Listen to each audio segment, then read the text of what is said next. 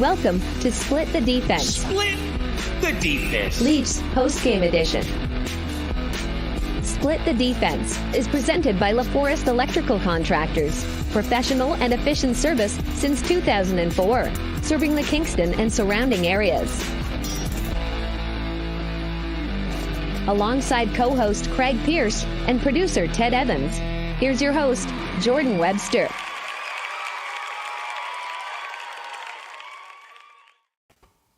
Leafs win 2-1, defeating the Buffalo Sabres in an OT thriller. Sammy with a massive save at the end there. Austin Matthews, 54 now on the season. What a game. That was great. Welcome back. We're here on Split the Defense, Leafs post-game. I'm Webby here with CP and producer Ted in the booth.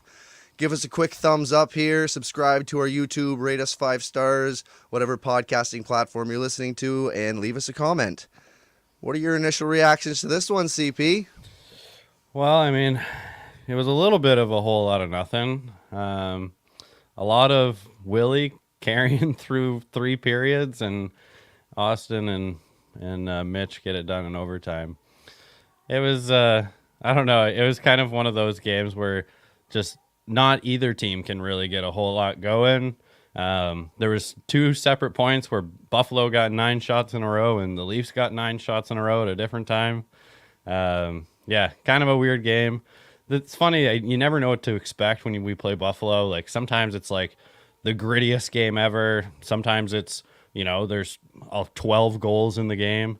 Tonight was 1-1 for a lot of it, and ended up that it's like, I'm glad they pulled it off, but no one was really looking real great unless it's just the effort from Willie was the thing that just jumped off the page to me.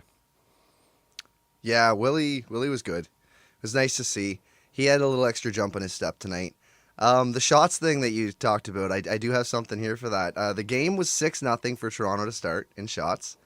Then, after 1, it's 9-6. Then, after 2, it's 20-14. But for Buffalo. Right. At the end of 3, it's 25-22 for Toronto. Can you explain to me why this team just refuses to play a full 60 minutes? Because they clearly gave up in the third there. I mean, they got outshot 14-5 in the second, and then they outshoot Buffalo 11-2 in the third. Yeah. It's hard to, like, it's just the same thing over and over. Like, we typically get 40 minutes of good play and 20 minutes of like pretty poor play. Tonight was just like, if we get, I don't know, 40 minutes. Yeah, tonight I felt like it was about like 40 to 50 minutes of just like mediocreness, and then like 10 minutes to kind of get the job done, to score a goal in regulation and then to pull it off in overtime. So like, it's kind of just like a not your typical game from the Leafs either anyway. If I could say something very quickly, my quick take about Buffalo, it seemed like they were missing something, maybe like their middle stats or something. Like their second best centerman, maybe. Second best centerman. Yeah, absolutely. Casey Middlestat being traded to the Colorado Avalanche today for a Bowen Byram. He is now going to be bolstering that defense core, and they're clearly trying to copy what Vegas has, Colorado has, building up that blue line. But yeah, Buffalo's down Casey Middlestat tonight. I'm not really sure how much that matters.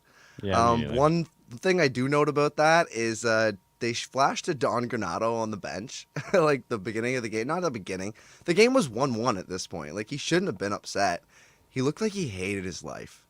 Like, he just did not want to be there. He looked so dejected, just completely dissociated from this. Like, I don't know.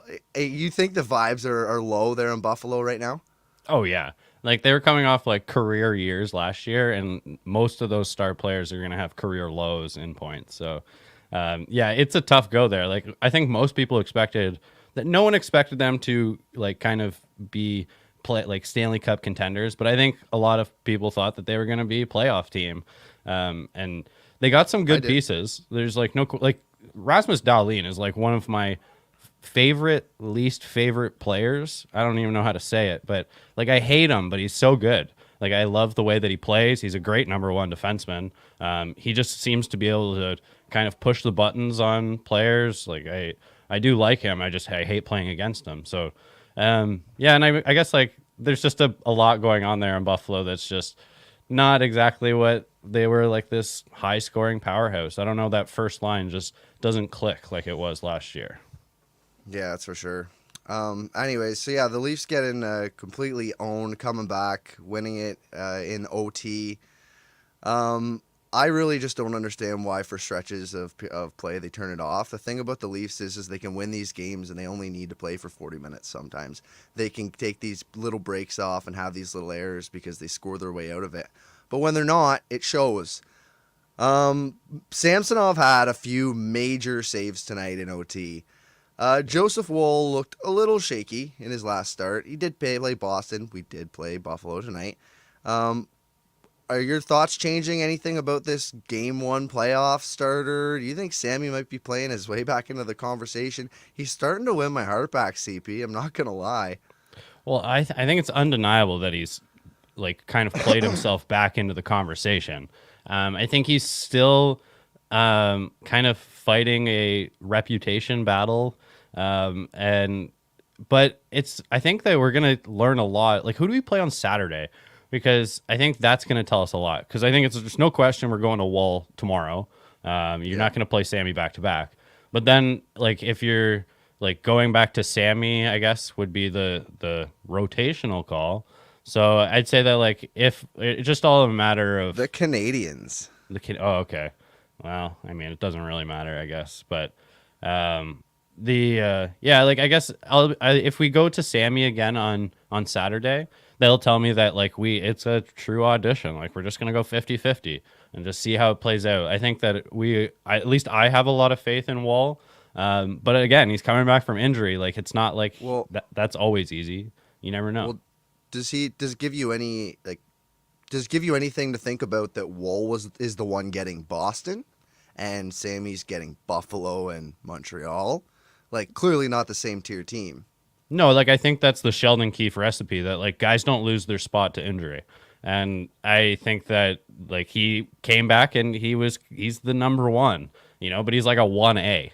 And Sammy has played himself from being a 4 to being like a solid 2, maybe a 1B. And that's why I think the argument of getting rid of him, like I was kind of behind the keep him around if the salary doesn't matter, because like you could get this kind of competition and you can't really get that from Jones. So I think this is great for the goalies. Sammy hasn't been a guy that's been like really good at battling for a position. He does better when the spot's kind of given to him. So he's kind of proven us wrong at the moment. So we'll see.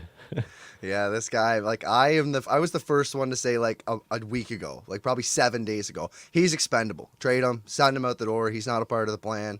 And then the last few starts he's been great, and he's starting to win my faith back. It's been enough games in a row now that I think that we're comfortable in this goalie situation that we have. I'm not upset to have 2 good goalies going forward into the playoffs. Yeah.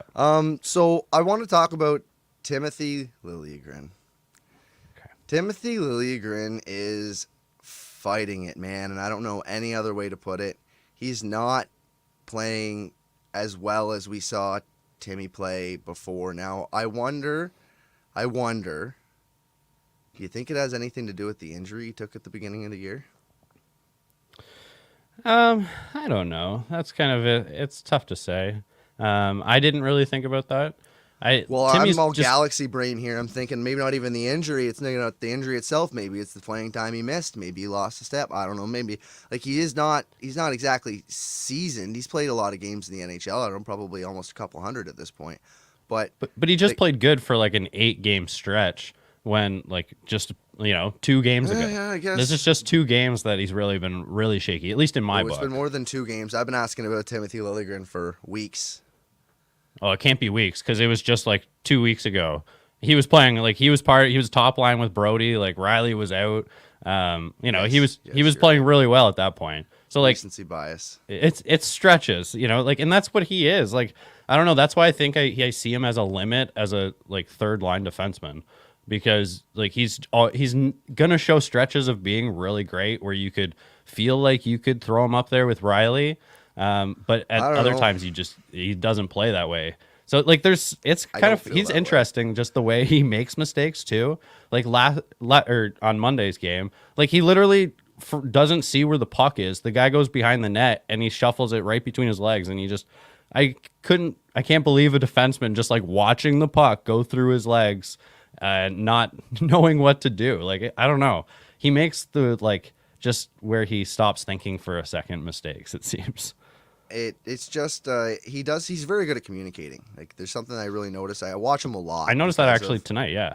Because of my gripes against him. He's really good at communicating, but I find that he tells everybody else where to go to do their job, and when it's time for him to do his, Yeah, fair enough. It doesn't always work. And he took 2 penalties tonight, man. 2 penalties. Now, that's not a guy you can play on your top line. That's not proving it. This is the stretch where you prove it, and taking 2 shitty penalties tonight just doesn't do it for me. Like, I really think the Leafs need a defenseman. We're on, less than 48 hours till trade deadline. They better grab another D-man. Yeah, I mean, he's far from the number one guy to me. Like, Lyubushkin would be closer to being the number one guy than Liljegren. And Lyubushkin.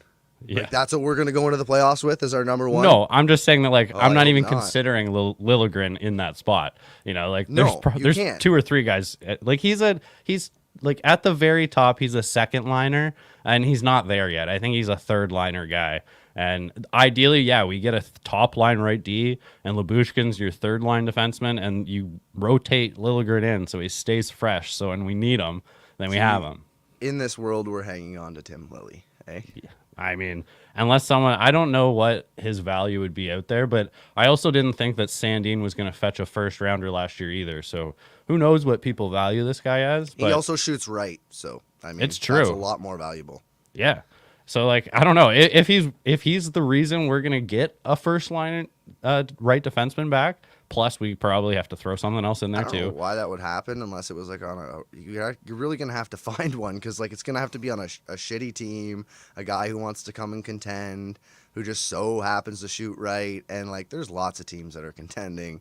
Like I don't know, like are those guys out there? I think this sounds like a unicorn that you're gonna get for Timothy Liljegren. He's not he's not 21. He's 25. Right? No, I'm like not. That's why I said you can't. It's not just him. Like I'm saying, if he's included in something, I don't really care because, like I said, he tops out to me at like kind of low. So, but if he's part of a trade, I'm not going to be upset. Like he can go. It's not a big deal for me. I'm just saying that like I don't know even what he's worth. Like you said, he might not even be worth that much. He does shoot right, and he's like kind of young, not really. So I don't know what that would be, but he's team controllable. Yeah. And also, like, a lot of like you said earlier in the show, there's been a lot of, moves already made. So, like, some of the teams that are looking for defensemen, aren't anymore.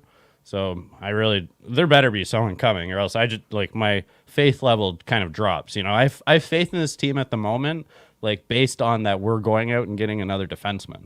Otherwise, like, I just look at, like, what Vegas has put together as a decor, and it's like, what is that? That's incredible. I'm glad that's on the West. Noah Hannafin to Vegas. What is even happening? Yeah.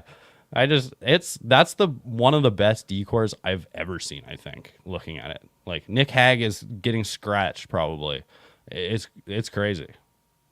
Yeah, well, maybe we can get some of that love over this way. I don't know. Yeah, it's clearly seen to be the contenders, at least in the West, are looking to build from the back end out. And that's how I'd like to build a team. Yeah, well, that's not how it's going to work here, buddy. Not ever. I know. Well, not for a couple of years anyways. So I want to talk about, this is like revisionist history, but maybe not. Like for a while, I've said this over and over again, and they probably lead the league in giving up shorthanded goals to the other team. I'm actually sick of watching this power play. Like last month, they led NHL history or something crazy in power play percentage. They were through the roof in power play percentage. They were great. And I'm still right now sick of watching this power play. The way that they give up chances to the other end, the way that they disconnect sometimes from each other, I don't know what's going on. You threw Bertuzzi on there, and it was cool for a little while. They went 5 for 5 the one night or whatever. Yeah. That's lost its spark, and the chances going back the other way, like it's not making up for it anymore. I'm not okay with watching this power play, and I don't even know is that a player thing or do I blame the coach? Who's running our power play at this point? I don't even know. Guy Boucher runs the power play. I like, it's honestly an effort thing. It literally, every time that they give up something, it's because just like no one really cares about defense on the power play, and they don't really care about putting in a ton of effort like offensively either. It's like, conserve our energy. We have to be out here for a minute 45 because that's what our power play does. You know, like, work hard for a minute. You know, you're not going to give up any chances in your own end, and let the other group go out. It's got John Tavares on it. Like, let's go. Come on. Domi's on that line. Yeah, I know. But, you know, they're not the only team in the league that operates that way. Like, No. every team in the league, well, almost every team in the league runs with one strong unit and 30 seconds to the other guys. I think their effort's higher, though. It's got to be. Like, I watch this team, and that's the number they're not one. giving up. I think the Leafs lead the league in giving up shorthanded goals. So, like, yeah, they're obviously something's better in other places. Every other place, even on the bad teams. So, like, at this point, something's got to change. I don't know what it is, and I'm not going to sit here and pretend like I have the ideas to change it, like the solutions, but it's not okay. It's not working. Isn't, like, you're better with stats than me, but what's the power play ranked offensively? If we don't talk about the goals and chances they give up, like, wasn't it like second not that long ago in the league? It like, was.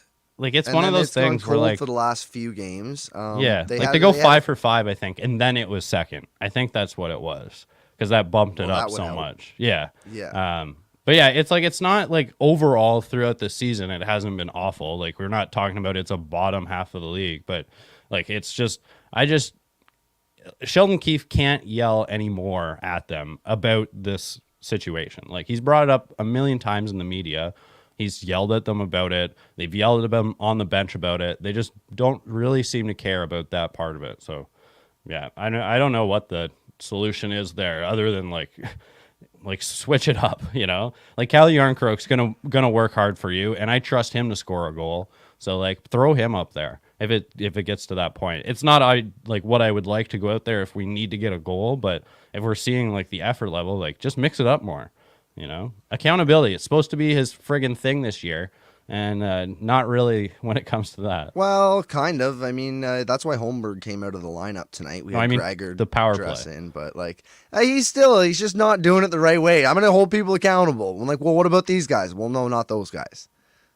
Yeah. So exactly. like, that's kind of how it's worked, and that's it. You have to just kind of accept it at this point.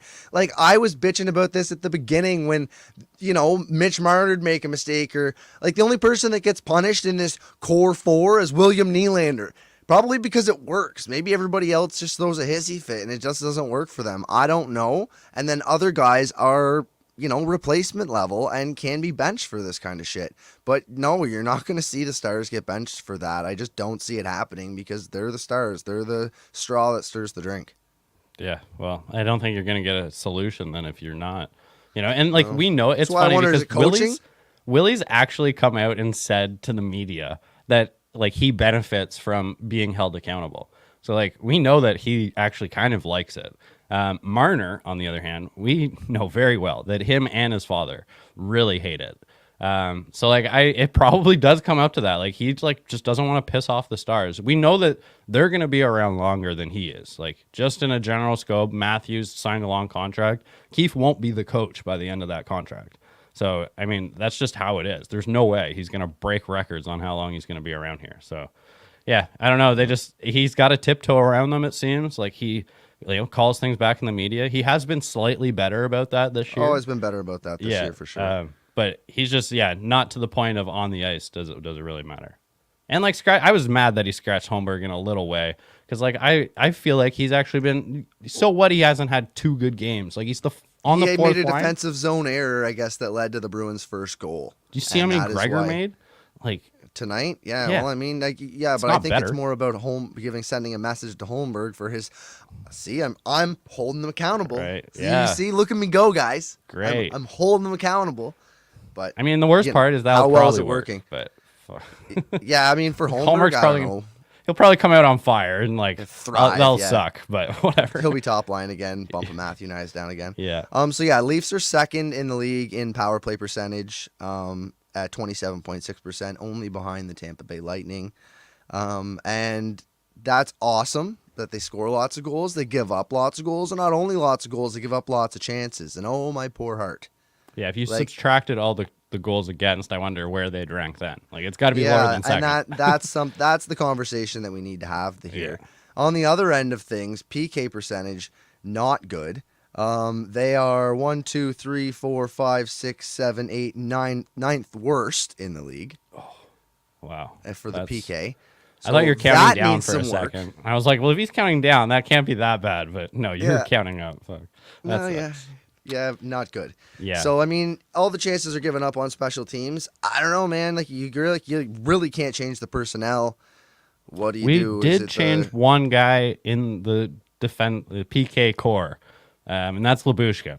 So maybe we could we've added one there, and if we add, we better friggin' add another defenseman.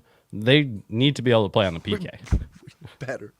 We'd better. Yep. Yeah. Fuck. It's either that or I don't know what we're going to do. So, yeah, we're 36 hours away from trade deadline here. Things are happening. Names are flying all over the place. You got Sean Walker is now a Colorado Avalanche. Casey Middlestat's on the Colorado Avalanche. You got Noah Hannafin's in Vegas. You got Adam Henrique went to Edmonton along with Sam Carrick. What else happened? All sorts of shit. We had Wenberg go to New York Rangers. That's right. Transactions, and the other way for all those trades is pretty much just like picks and who's that guy.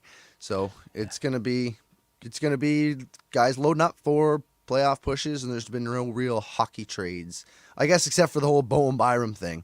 That was crazy. What was awesome? Elliot Friedman pointing out tonight that he had no idea that was going to happen. There was no talk of that. He never thought that would happen, and all of a sudden that comes out. He literally said on TV, "I claim to be an insider," and he's like, "In these moments, I'm like, nope, I know nothing." That's actually hilarious. One guy that's plugged into everything. So. Yeah, and he's like, I had no idea this was happening. Good on those teams, for not letting any of that leak. That's pretty good. Well, that's huge. You know what? Good on us, because I'm pretty sure we called Bo Byram for Casey Middlestat. I think at one point. Yeah, I'm pretty sure we called that. There's probably extra picks. We definitely did. But you know what? 1 for 1, we'll take it. That was great. So what else do we got here? The Olofsson goal. The very first, the only goal scored tonight. Yeah. Against. Is that Riley's fault, or is credit to Olofsson? Because it was a fucking 6th night. I will give it to Olofsson. It was a 6th night, but it was a fine. Are you gonna blame shot. Riley on that at all? Yeah. Oh yeah. That gap was huge. You could have driven a bus through that gap. So dude, no pressure. Just come on in. Yeah. Just and he checks over to where the other guy's gonna be. It's you have to take the man first. It's great that you're checking the other side, but don't have a 5-meter gap to your player. And he's closer to Sammy at that point than the player when he shoots. And a little it's a save that can be made.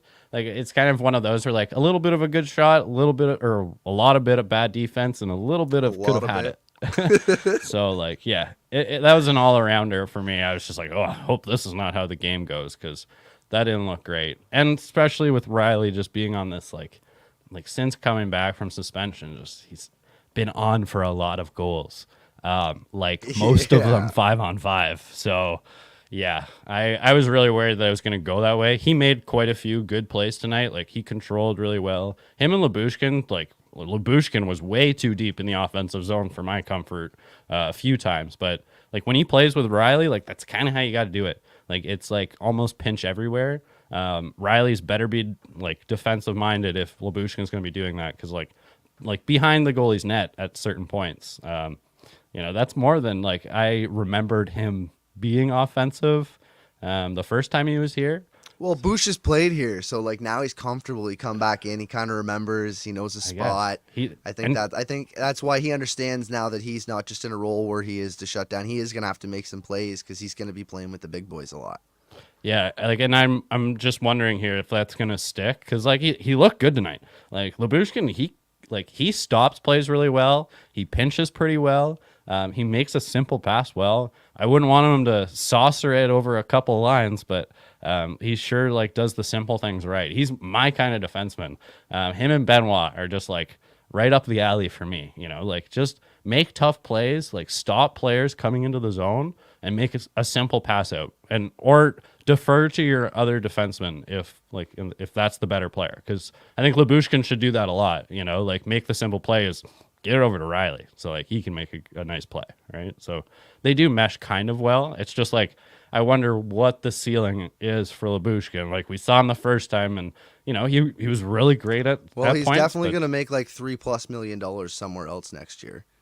That's fine with me, but like earn it. I hope he makes $5 million somewhere else next year, because that means that he played well. Yeah, that good. That'd be amazing. Ilya Lyubushkin. These guys can start scoring goals. Like, I mean, Sandin's making 4.5. I'd pay Lyubushkin quite a bit if you're giving out Sandin that much money. So, well, I mean, Lyubushkin is going to make that, but that's the thing. It's points are worth more money than just defense, but also Lyubushkin's right-handed.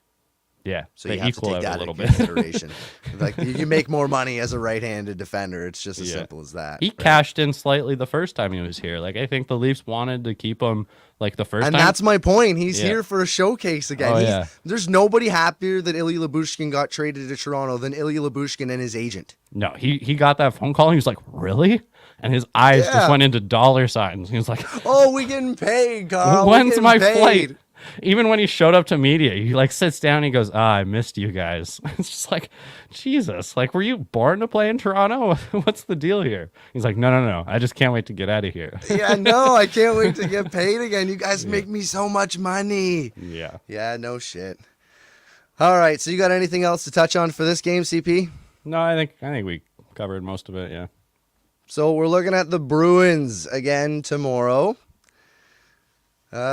Didn't win the last one. Tough game, 4-1. Of course it was 4-1. Of course it was 4-1. Yeah. You think it's going to change tomorrow? You think the Leafs put their big boy pants on, really tune in for that one?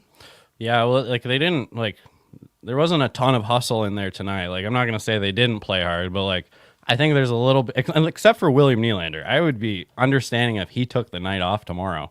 Because like tonight was just one of his better games as a 200-foot player. So the rest of the team though, like I hope they friggin' bring it, because it wasn't bad on on Monday. I get my days mixed up, but on Monday it wasn't like a bad effort. It's just like they couldn't get anything going in the middle of the zone. Like there was always a body on a man or a puck in the lane, and so I just hope that they can kind of figure out that puzzle and create that puzzle for themselves, like some tough D, and try and get things inside. And that's what I was going to say. That's what the Leafs need to figure out how to do, is to shut it down like that. Because the one thing I noticed when they played the Bruins is that there's lots of times when the Leafs get offensive pressure and there's sticks in the lanes and people start covering guys and people start actually playing defense. But in a lot of hockey games, and I don't know whether this is the Leafs' speed, but this is actually a pretty league-wide thing, there's not a lot of jam in the neutral zone from actually breaking up passes. A lot of people make clean cross-ice passes this East-West game, and the Bruins wouldn't let the Leafs even pass across their own blue line to get out, let alone the red line, let alone get in. Like, it was chip and chase, move the puck 5 feet and move your feet the whole game. Do you expect it to be the same thing from the Bruins, and do you think the Leafs can keep up with that? It's going to be similar. Like that's how the Bruins want to play. Like I hope that Marner can just like create a space. He's just such an important part of getting the lines going, I find. Just to get a little bit of control in the neutral zone and like just start finding guys, because like things get tight, and he's kind of one of the guys that is really important to this team and kind of falls off a bit. So like, I think that he's important in that East-West game. And so if I was them, that's who I'm focusing on. It's like shut down Marner, shut down Willie. Like that's, well, they're all spread out now, so hopefully we don't have to worry about that, and it all comes to fruition because they're deep now, so deep. Plus, it'll be the last game before the trade deadline. It's all hyped up. We're all hyped up. Here, split the defense. That's a wrap for now. Thanks everybody for tuning in. Thanks for commenting. Make sure you hit that like button before you get out of here. Subscribe to our YouTube, and please rate and review the show. We'd appreciate you. Find us on X at STDP Hockey and search for Split the Defense on all other socials. Until next time, peace. Thanks for tuning in to Split the Defense. Split The Deepness. LEAFS Postgame Edition. Hosted by Jordan Webster, Craig Pearce, and producer Ted Evans. Split the Defense is presented by LaForest Electrical Contractors. Professional and efficient service since 2004, serving the Kingston and surrounding areas.